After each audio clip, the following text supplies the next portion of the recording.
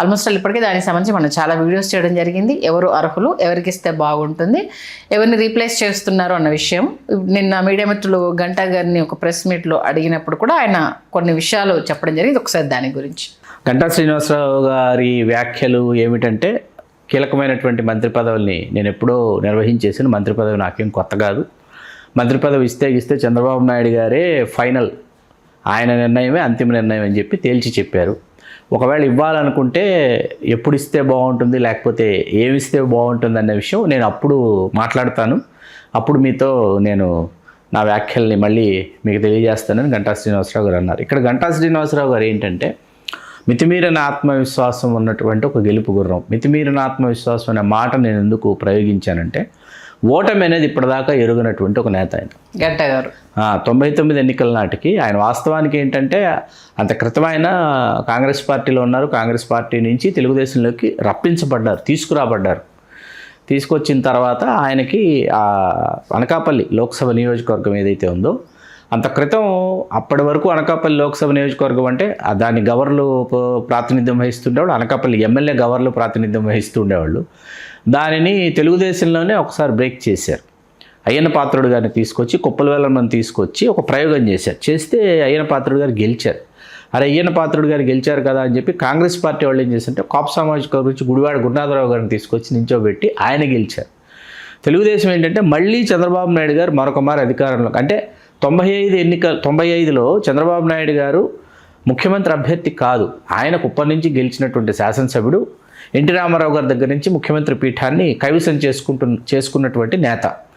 99 ఎన్నికలు అత్యంత ప్రతిష్టాత్మకమైనటువంటి ఎన్నికలు చంద్రబాబు నాయుడు గారికి. ఎందుకంటే ఆయన ముఖ్యమంత్రిగా ఆయన ఎన్నికలకి వెళ్ళినటువంటి వేళ ఆయన ఏంటంటే, సరికొత్త సమీకరణలు చేసి, ఎక్కువ ప్రయోగాలు చేయకుండా తక్కువ ప్రయోగాలు, సరికొత్త సమీకరణలు చేసి ఖచ్చితంగా విజయం సాధించాలనుకునేటటువంటి సమయంలో అనకాపల్లిలో ఈ కాపు సామాజిక వర్గానికి సంబంధించి గంటా శ్రీనివాసరావు గారిని తీసుకొచ్చి వారికి మొట్టమొదటిసారి అవకాశం ఇచ్చి వారు గెలుపొంది వారు లోక్సభలోకి అడుగు పెట్టడం జరిగింది. నాటి నుంచి నేటి వరకు ఓటమి అంటే ఏమిటో తెలియనటువంటి నేత గంటా శ్రీనివాసరావు గారు. 2004 ఎన్నికల నాటి గంటా శ్రీనివాసరావు గారి స్టైల్ ఆఫ్ ఫంక్షనింగ్ ఎట్లా ఉంటుందంటే, ఈ సామాజిక వర్గం, మరీ ముఖ్యంగా ఉత్తరాంధ్రలో ఉన్నటువంటి కాపు సామాజిక వర్గం ఒక బర్నింగ్ ఉంటుందండి. ఏది మావాడు కావాలి, మావాడు రావాలి, మావాడైతే బాగుంటుంది, ఈ కైండ్ ఆఫ్ వాయిస్ ఎక్కడ బలంగా వినిపిస్తుంది అనేది ఆయన ఒక నివేదికలు తెప్పించుకుంటారు. వాటి మీద విపరీతమైనటువంటి ఒక అధ్యయనం చేస్తారు. చేసిన తర్వాత ఆయన 2004 ఎన్నికల నాటికి చంద్రబాబు నాయుడు గారిని, నాకు చోడవరం ఎమ్మెల్యే కావాలని అడిగారు. చోడవరం ఎప్పుడు తెలుగుదేశం క్షత్రియులకు కేటాయిస్తుంది.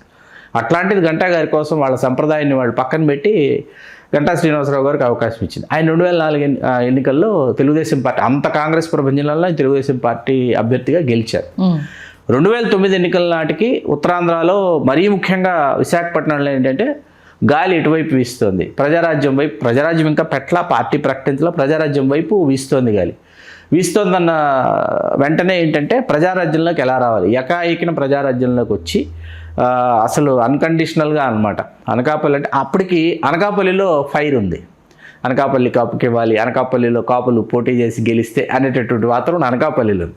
అనకాపల్లి నుంచి పోటీ చేసి గెలిచి కాంగ్రెస్ పార్టీలో గంటా శ్రీనివాసరావు గారు, సి రామచంద్రయ్య గారు వాళ్ళిద్దరూ సి రామచంద్ర గారు ఎమ్మెల్సీ, వీళ్ళిద్దరూ రాష్ట్ర మంత్రులు అయ్యారు. చిరంజీవి గారు కేంద్ర మంత్రి అయ్యారు కాంగ్రెస్ ప్రభుత్వంలో, మనకు తెలుసు. ఆయన అలా మొట్టమొదటిసారి విచిత్రంగా కాంగ్రెస్ పార్టీలో ఆయన మంత్రి అయ్యారు. ఓకే.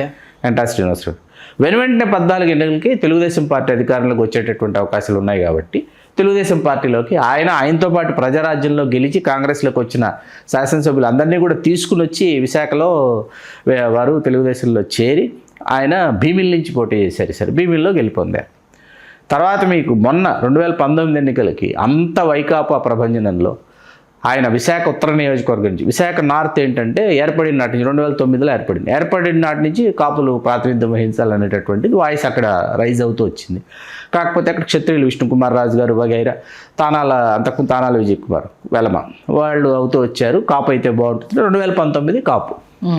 కాబట్టి ఏంటంటే ఒక ఇంత అవమానానికి, అసహనానికి ఆయన గురవుతున్నారు. ఎందుకంటే ఒక వయసుకు వచ్చిన తర్వాత ఏంటంటే మరొక మారు మంత్రి పదవి లభిస్తే, మరొక మారు పూర్తి స్థాయిలో మంత్రిగా ఉందామని అనుకోవడంలో ఒక సీనియర్, అందున ఓటమి ఎరుగని నేత అనుకోవడంలో తప్పు లేదు, తప్పు కాదు. కాకపోతే అక్కడ సమీకరణాలు చూస్తే అసలు ఏమాత్రం ఒదగడం లేదు, పసుగడం లేదు.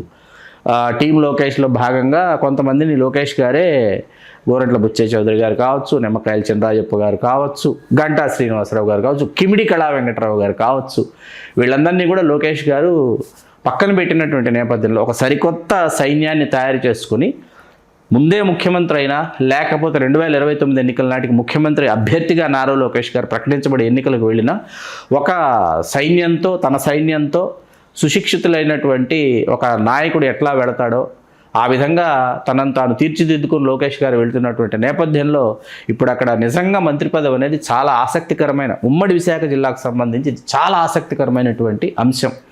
ఒకవైపు స్వయంగా ఆయన శిష్యుడు కాకపోయినప్పటికీ గణబాబు గారు ఏంటంటే గంటా శ్రీనివాసరావు గారితో కలిసి ప్రయాణించారు కాబట్టి గంటా గారి శిష్యుడు అని అంటారు.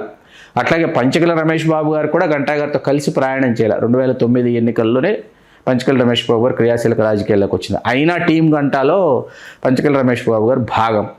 సరే, మొన్నటికి మొన్న ఈ వివాహ వార్షికోత్సవ వేడుకలో ఎవరు ఊహించినటువంటి ట్విస్ట్ ఏంటంటే అవంతి శ్రీనివాసరావు గారు ప్రత్యక్షమయ్యారు గంటా గారి వివాహ వార్షికోత్సవ వేడుకల్లో. ఈ మధ్య చెట్టబట్టలు వేసుకొని తిరుగుతున్నారు ఇద్దరు కలిసి. అవి మళ్ళీ అసలు ఎటువైపు, అసలు పాపం అవంతి శ్రీనివాసరావు గారు తెలుగుదేశంలోకి రావాలా, లేకపోతే జనసేన వైపు వెళ్ళాలా, లేకపోతే తిరిగి వైకాపాకు వెళ్ళాలి, ఆయనకే అర్థం కాని పరిస్థితి. ఇట్లా విచిత్రంగా ఉమ్మడి విశాఖ జిల్లా పరిస్థితి ఉన్న నేపథ్యంలో ఏంటంటే గంటా శ్రీనివాసరావు గారు మంత్రి పదవి తిరిగి ఆశిస్తున్నారు అని ఆయన మాటల్ని బట్టి అర్థమైంది.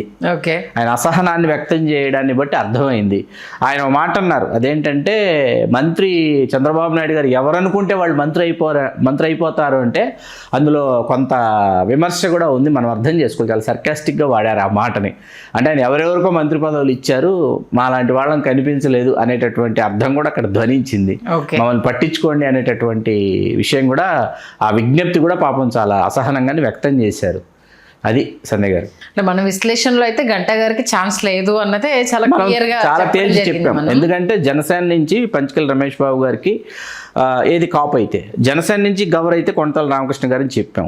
జనసేన నుంచి గౌర సామాజిక వర్గం కొనతాల రామకృష్ణ గారు కాదు అనుకుంటే తెలుగుదేశం నుంచి గణబాబు గారు అని మనం బల్లగుద్ది మరీ స్పష్టంగా చెప్పాం. ఎందుకు ఇవ్వాలో కూడా చెప్పాం మనం. ఓకే, గణబాబు గారికి ఎందుకు ఇవ్వాలి, పంచకల రమేష్ బాబు గారికి ఎందుకు ఇవ్వచ్చు అన్నది కూడా మనం తేల్చి చెప్పాం. పూర్తి విశ్లేషణ చేసాం వాటి మీద మనం.